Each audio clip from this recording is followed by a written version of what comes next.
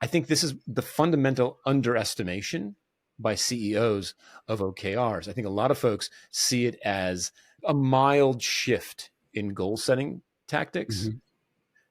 when in reality, it's a fundamental mindset shift to move away from the production of a thing, and which is a very sort of old school industrial view of what organizations do today and how they deliver value, and much more towards, did we make our customers successful and how do we know?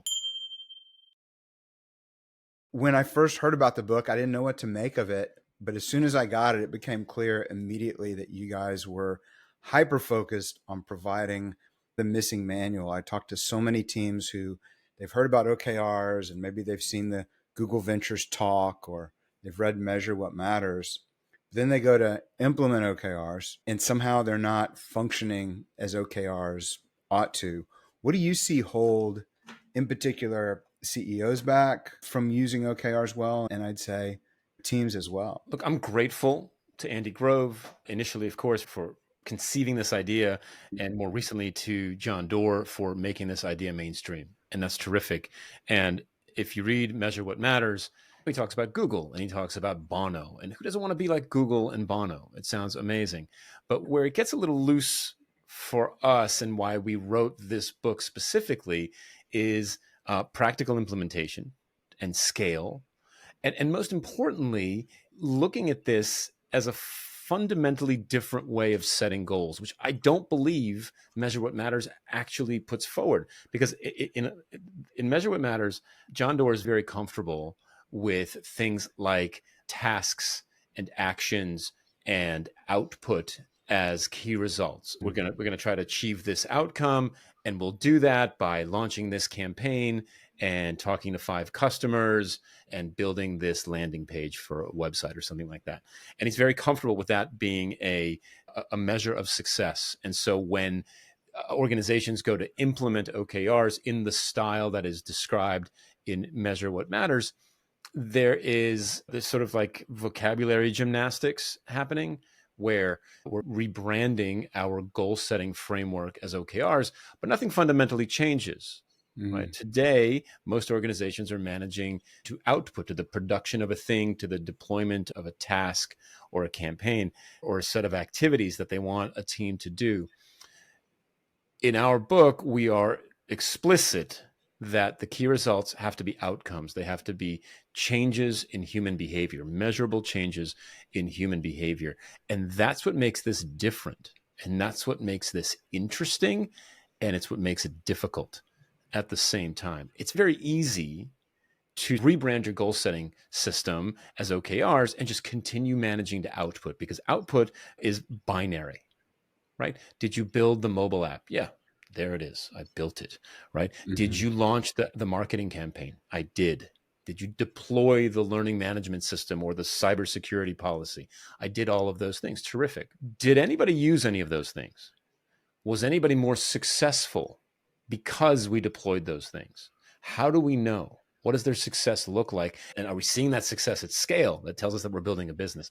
And to me, I think this is the fundamental underestimation by CEOs of OKRs. I think a lot of folks see it as a mild shift in goal setting tactics, when in reality, it's a fundamental mindset shift to move away from the production of a thing, and which is a very sort of old school industrial view of what organizations do today and how they deliver value, and much more towards, did we make our customers successful and how do we know as a measure of success? There are a lot of exciting directions to go with that. It reminds me of one of my favorite quotes in the book, which is, how soon can we start creating value?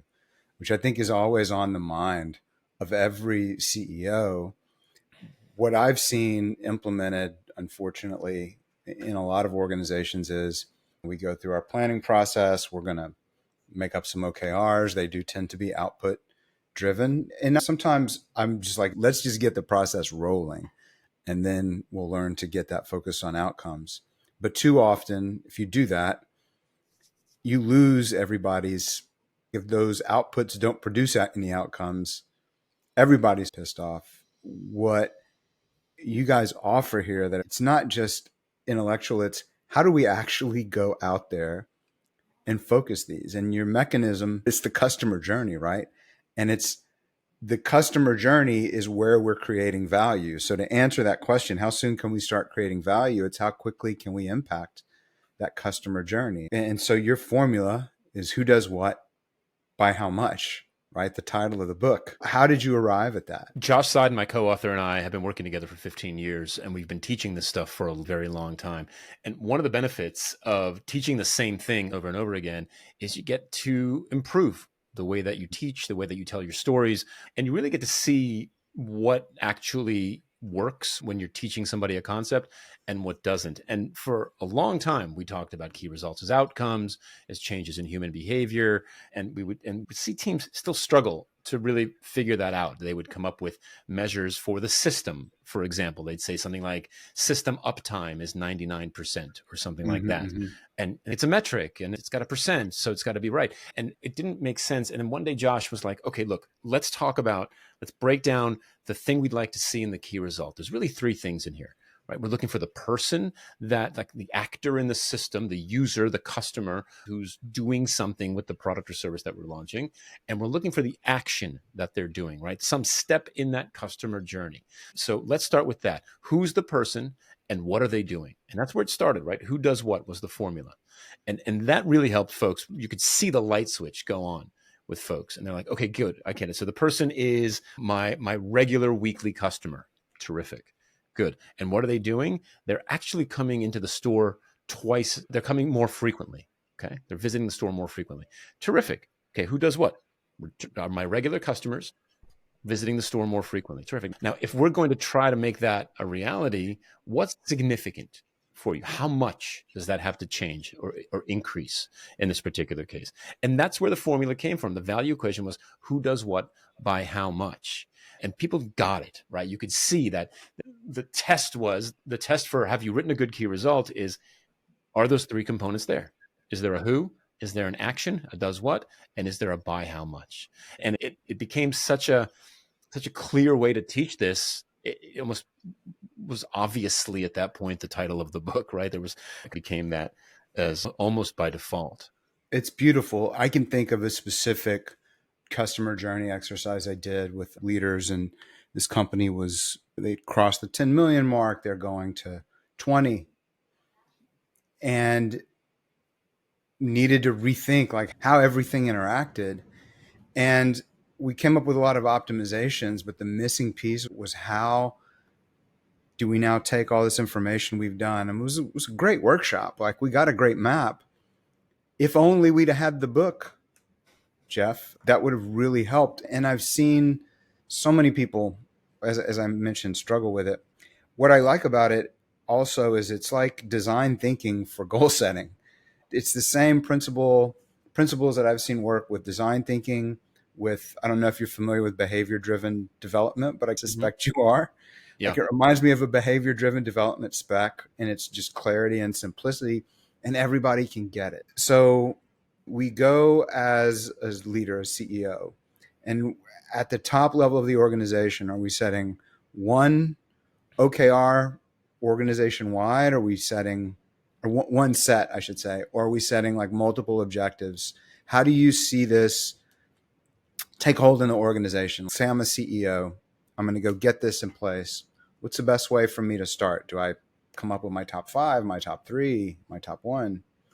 Yeah. So a couple thoughts there. So look, first of all, OKRs are going to help you determine what is most important for your organization to focus on right now. So one of the things that we'd like to base those OKRs in is a clear strategy, right? So what's the strategic direction for the company for the next 12 months, 18 months, something along those lines. So let's make sure we have that and that's broadly communicated and everybody agrees to it. The goals then are measures of our progress towards that strategy. Now, at the organizational level, it is more than likely, given the scope, given the size of the organization, it's more than likely that you'll have multiple objectives and key results that each align towards a part of the strategic direction that you're trying to work through and that are then assigned to or given to a business unit. or a product line or some division in the organization. So we've got our consumer facing division. They're going to get one OKR, one top level OKR. And we've got our corporate, our B2B side, and they're going to get a different OKR. And then maybe there's a kind of a third party, and they're going to get a third OKR. But those three OKRs are going to be the success factors for the strategic direction. And they're going to set the priorities. They're going to help that each one of those business units set their priorities for the upcoming 6, 12, 18-month cycles that the organization is working in. Within each one of those business units, we are going to have teams that are working towards those OKRs.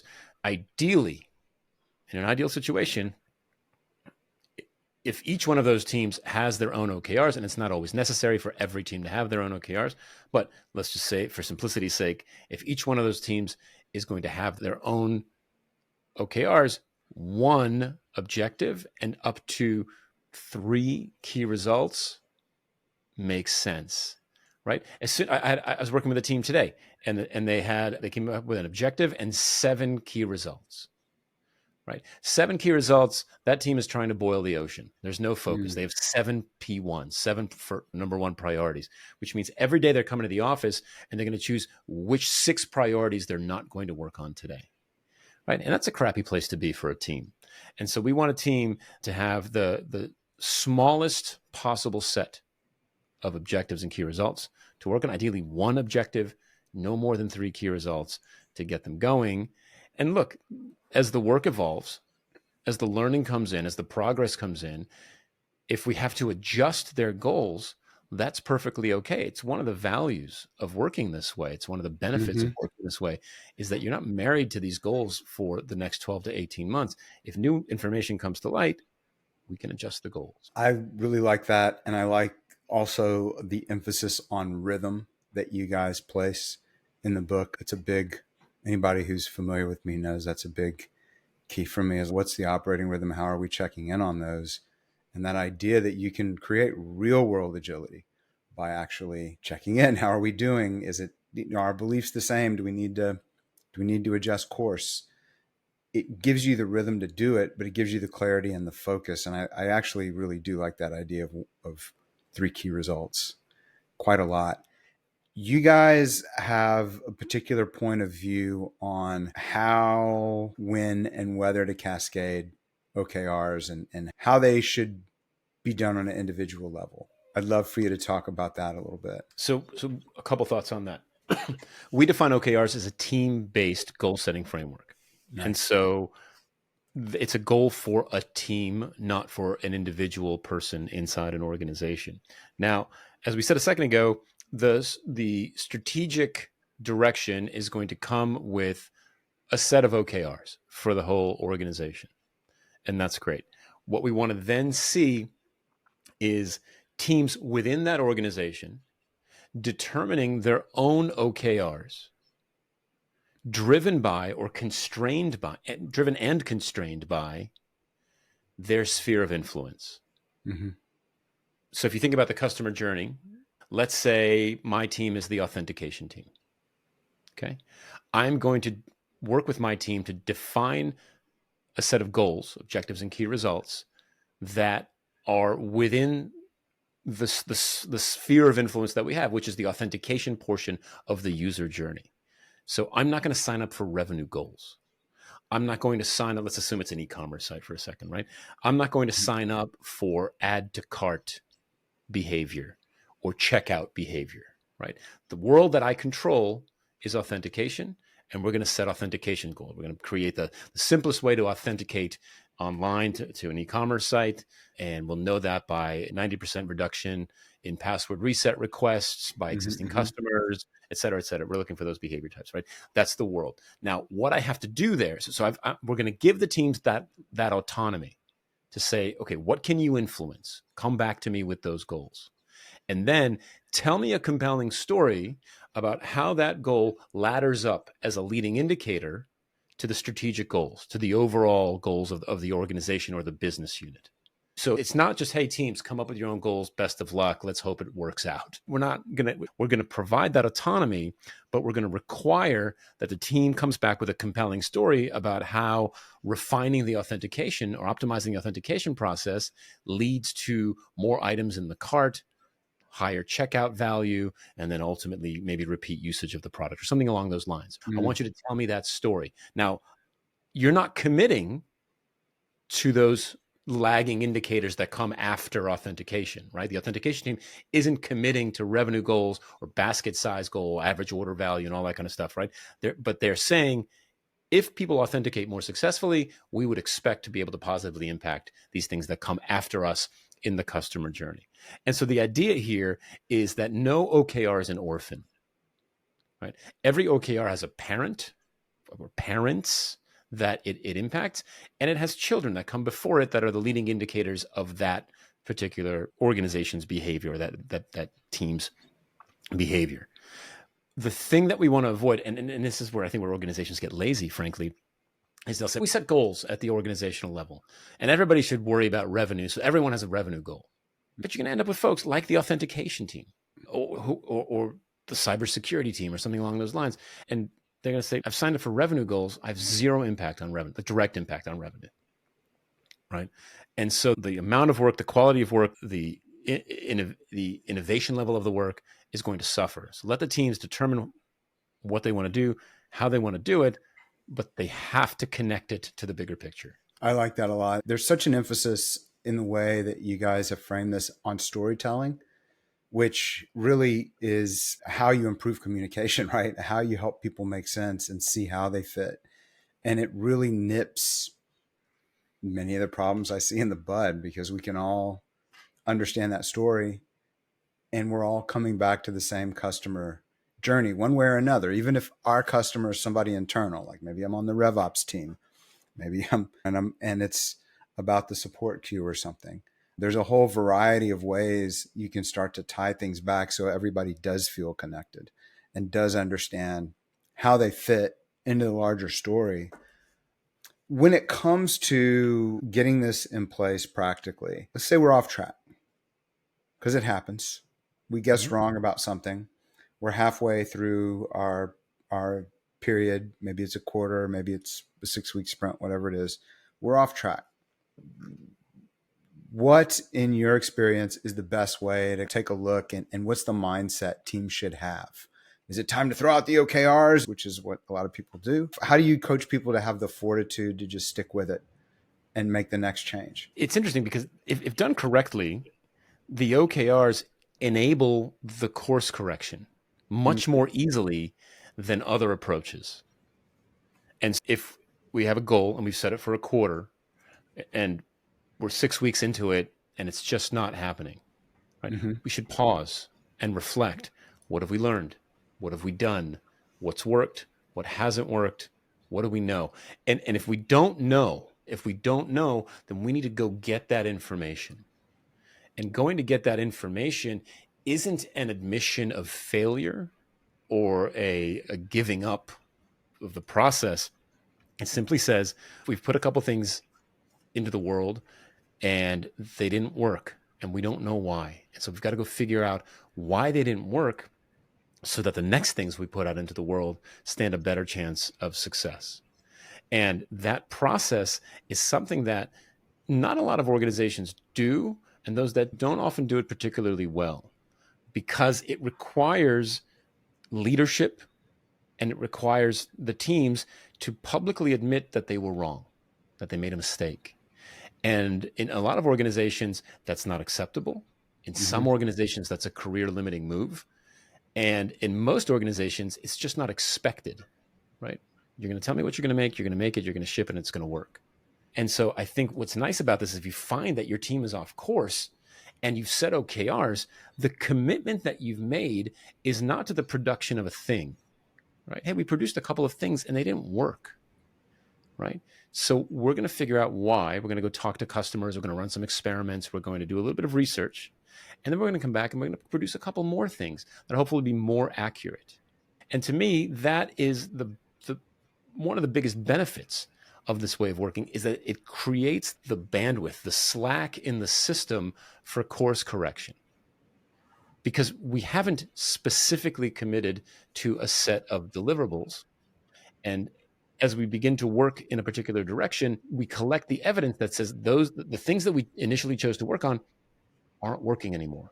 And so that justifies our course correction. And to be super clear, changing course based on evidence is agility. That's organizational agility, right? Forget agile with a capital A and the religion and all that. But lowercase a agility is changing course based on evidence. It requires humility. It requires psychological safety.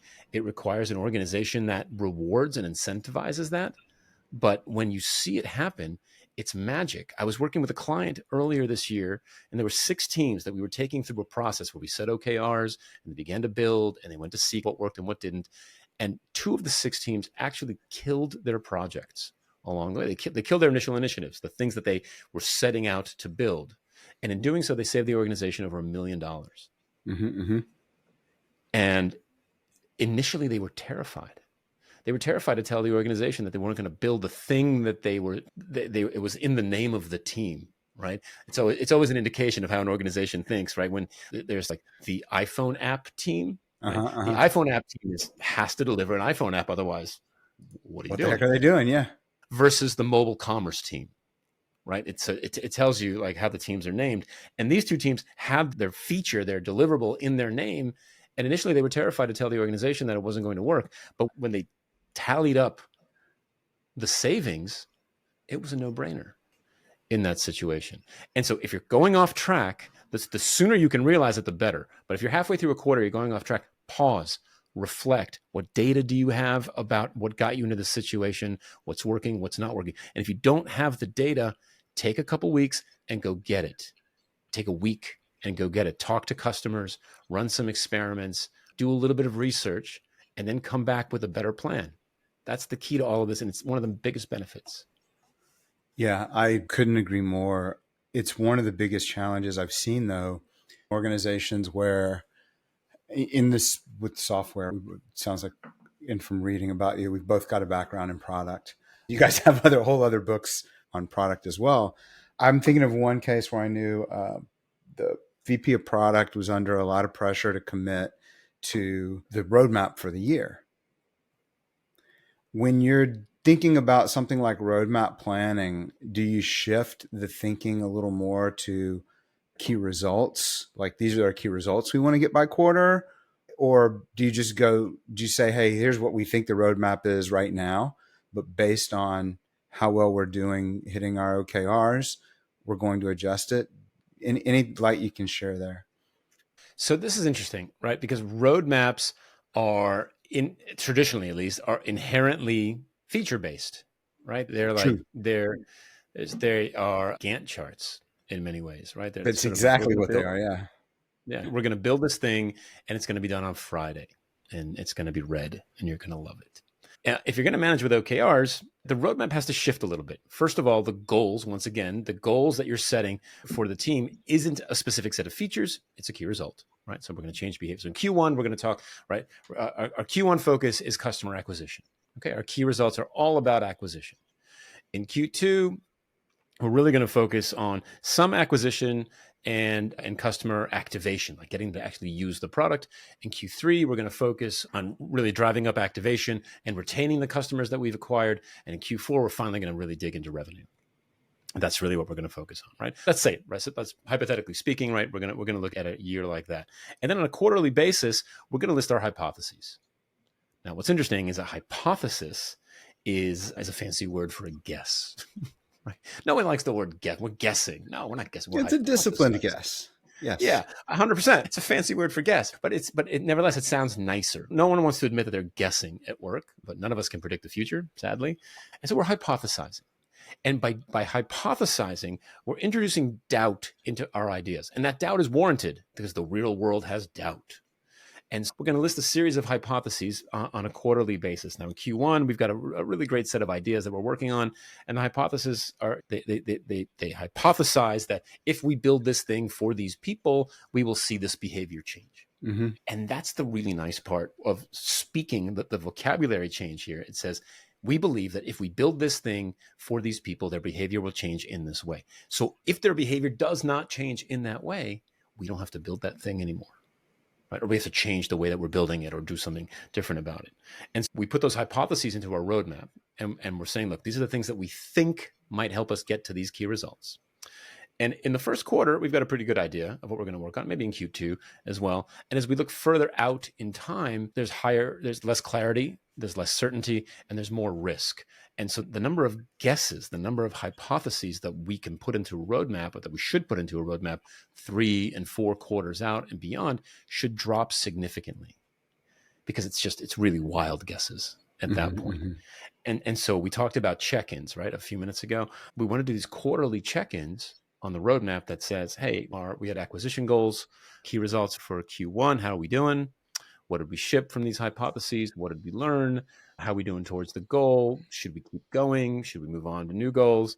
And so what we're doing is we've got this live planning window. Let's call it 2 quarters, right? It's about 6 months that moves forward in time and updates our roadmap in real time every quarter with evidence. And that allows us to make better decisions about the upcoming quarter and the one after that. It clarifies the direction that we're heading in. And so this is where I think roadmaps get a little different traditionally, right? Because there's less upfront commitment for a longer period of time, because it just gets fuzzy out there. Right. When I teach this stuff, and I teach road mapping a lot, I deal with a lot of product managers. The metaphor that I've used for years is a fog. So all of us have hopefully walked through a fog at one point. It's cool. Or driven through a fog. And you know that if you're walking through a fog, you're not going to go running through that fog full speed for 20, 30, 40 steps, because you can't see. You're going to take 5 steps forward, right? A small batch, a small cycle forward. And as you take those 5 steps forward, the next 5 steps are revealed. Now, if those next 5 steps are clear, terrific. We're going to go 5 more steps, not 15 or 20, right? But 5 more steps, right? Eventually, you take those next 5 steps and an obstacle appears. There's a brick wall, there's a tree, there's a cliff, whatever. And we've got to decide what to do. Are we going right? Are we going left? Are we going back? Are we going over? What are we actually going to do? And we're going to make evidence-based decisions about how to progress. And that's the same idea here. OKRs give us that framework and that cadence to navigate the fog more successfully with less risk. It focuses what you target, because so many folks in product, I think we've all been guilty of it at one point or another. Like, you just want to go build that thing you think is cool. Yeah. So just give me the time to build that. And that's what my Gantt chart's going to show, versus what's the result we need to try to get? And what are our hypotheses for how we get that result? That's a fundamental shift that I think people, even people who appreciate intellectually, I see often don't make. And so many times I've talked to people through like an OKR session. They're like, okay, yeah, but can we talk about the roadmap now? Because I need to commit to the roadmap. Yeah. But here's the thing, right? You have to get the outcome. And it's amazing how often those commitments that we've made in the past are wrong. And everybody knows it. And yet we still have to do it. And it's frustrating, to say the least. My friend, Dr. Rebecca Humkeys, has a book called Survive, Reset, Thrive. And she lays out this idea of a belief tracker. And the idea is, if you will list the beliefs that you have, you can start to evaluate how they're tracking, so that you at least are recognizing and you're educating your stakeholders on, there's some assumptions built in here. We're not calling them assumptions. There are beliefs. We're going to make the best decision we can with the information we have. But now you've got a little grid you can use when the situation changes. Or, hey, we thought that by doing, this feature, we were going to get this outcome, and we didn't get it. We didn't get a higher adoption rate or a higher sale rate or whatever the case might be. And now at least that dialogue surfacing, instead of with this cadence that you're talking about, you're surfacing the unknowns and building a learning organization, versus if you're not, like, always, your career is highly limited. Yeah. You just have to get really lucky. I really like that. Go ahead. And look, and it comes down to, there's a word here that we mentioned in the book, and I've talked about for years. It's humility. And humility is in such short supply, particularly as an organization gets larger and larger. And I think it's just because the word is misunderstood, right? Humility is not an abdication of leadership. It's not an abdication of vision or guidance or direction. It's simply when evidence contradicts your strong opinions, when we've collected evidence that contradicts your strong opinions, you're willing to change your mind. That's really it. And it is so powerful when leaders demonstrate that, when they model that behavior for their teams, because it says to the organization, it's okay. It's okay to be wrong. It's okay to learn. It's okay to change course. And that's when this idea of OKRs really takes root. When teams feel comfortable learning, adjusting, changing course, and they don't feel like their careers are threatened by that same activity, that's when the stuff really lands. Agreed. And as you guys lay out with lovely charts, you start to say no to things that aren't valuable. And there's so much data collected on how high performers are great at saying no and choosing what to say no to. And here's a decision framework. If it's not supporting the OKR, stop doing it. Yeah. If it, I can't remember what the three things were, but there was a keep doing it. If it's supporting the key result, if it's clearly not, there was a stop doing it. I can't remember. How did you guys phrase the middle? Like maybe? It's kill, pivot, persevere. Got it. Okay. Yeah. Those are the, all right. And right. So kill the idea, pivot on the idea. So maintain the idea, but to change the execution tactics, or persevere, keep going. Very nice. So again, talking about how these make their way down, I want to make sure we hit this because make their way all the way down to the individual contributor level.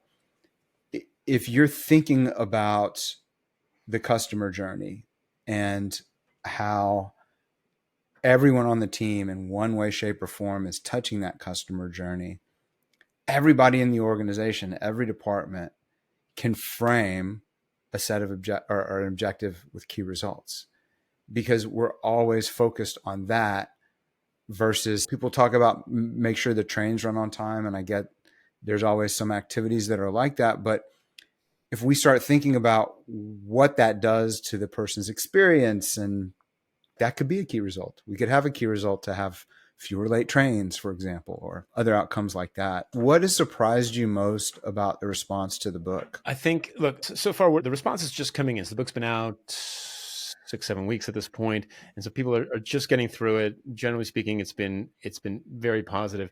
There was one response that we got from an influential thought leader in the space who we reached out to for a praise blurb, which is a silly way of saying, say something nice about my book that I can print inside the book. Mm-hmm. Right. And all authors do this, and you reach out to your friends, your colleagues, and industry luminaries, and you hope that they'll say something nice about the book, and you can put it in the book, and it adds to your credibility. Right? And we reached out to this one influential thought leader in the space, and the feedback that came back from this person was interesting. They said, I didn't get very far in the book. This is the one piece of feedback that surprised me so far. I didn't get very far in the book. I read the intro, and I got put off by the heavy customer-centric framing of your ideas. Interesting. And the feedback continued. It said it's deceptively simple and potentially dangerous to solve strictly for the customer. You have to solve for the business as well. And oftentimes, in this person's opinion, solving for the customer was actually pretty easy, and solving for the business was a lot harder. And I have to tell you that really surprised me, both knowing who this person was, and it got me thinking, did we miss a beat? Did we miss a connection here? And it's unfortunate that this person didn't read the rest of the book, because I do believe that we draw that connection very clearly. And I can paint that picture here. Right? We've talked about KPI. We talked about organizational success metrics at the top, right, for the company. And we've talked a lot about the output, the stuff that the company creates. And if you think about that as a chart, right, so we've got the success metrics for the business at the top. We've got outputs at the bottom, the stuff that we make. In between that are the outcomes. Mm-hmm. So in between making stuff and making money is customer behavior, is human behavior, right? What are people doing? And the only way for us to achieve our business goals is to make sure that our customers achieve their unique goals, right? If we make our customers successful, they will continue to use our products and services. Now, we have to be honest about who our customers are, because there's a difference between customer and user, right? If you think about an ecosystem like Facebook, for example, their customers are advertisers, right? That's the customer. The user is the individual who's posting media up there. And so as long as you're honest about your ecosystem and who your customers are, and you're optimize the product and the system for your customers' success, your business will thrive, right? There's a direct connection. If you optimize negatively against the success of your customers, the odds of your business succeeding are pretty low, right? You might be in a situation where you're the only game in town and they have to use you, right? But otherwise, there's plenty of competition in most industries. And to me, that was a really surprising bit of feedback, again, because I don't feel like we missed that in the book. And I feel strongly that there is a direct connection between customer success and business success. And I think if you break customer success, it's going to be really hard to drive business success. I would agree with that. And the oxygen mask theory, if you're not sustaining a healthy business, you're not going to be able to serve that customer. Yeah. So there's a little bit built in there. This has been great. Is there anything you'd like to add?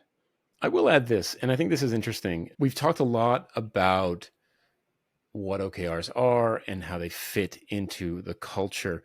One of the things that I hope folks take away from the book and from this conversation is that when you set goals with OKRs, there are no features or solutions in the goal. And what's interesting about that is that if you spend the time to do this right, and you get to a point where your organization has a set of well-written OKRs that are focused strictly on customer behavior, on human behavior, on outcomes as the goal, your teams are going to go to work the next day and look at each other and say, what am I supposed to work on? Usually somebody tells me, right? So somebody says, hey, here's what you got to build for the next 3, 6, 9, 12 months. And that's going to be missing. And so if you're a leader and you're considering OKRs, the next step, think about what happens next, right? So not just implementing the OKRs, but once they're in place, how will your team know how to determine what to work on, right? Do they know how to brainstorm? It sounds silly, but do they know how to do it effectively? Do they know how to form hypotheses? Do they know how to test those hypotheses to make sure that they know exactly what to build and how to build it? Those activities happen, but a lot of organizations have teams that don't know how to do this work. And some organizations have teams that know how to do this work, but don't allow it to happen as well. So just make sure that you're thinking about what happens next once the OKRs are in place, because there's going to be a lot of that. Like usually we just tell them what to do and they do it. And now you've got teams that have to figure out what they're going to do. And you've got middle management who's going to look around and say, usually I tell the teams what to do, but right now I'm not sure what to do with that. And there's a whole conversation to be had there about how to adjust what they're doing as well. And it really forces engagement, right? Because you don't get to say, just tell me what to do. You've got to think, you've got to come up with how are we going to do it? And we're using a bit of a product metaphor right now. This applies, we've got real estate companies on our platforms where that it still applies. You can be 100%. Maybe in charge of leasing or some aspect of a different property. You can still think in this way because you're going after the result, and you'll need to brainstorm and try different things to produce that result, whether it's product features or not. Yeah, this works across industries, right? One of the key concepts in the book is that everybody has a customer, right? Now, if you make a thing that is consumed by the end consumer, that's an obvious statement to you, right? But if you're building a tool that gets used by somebody who then presents it to their customer or whatever it is, everybody goes to work and everybody makes something at work. It can be a budget or a policy or a campaign or something along those lines. It doesn't have to be product, right? It could be an internal tool. And there's a human at some point that consumes that thing. And so your job is to understand that human, understand what they're trying to achieve, and then use that insight to make the thing that you create better. And better as determined by you made that person more successful.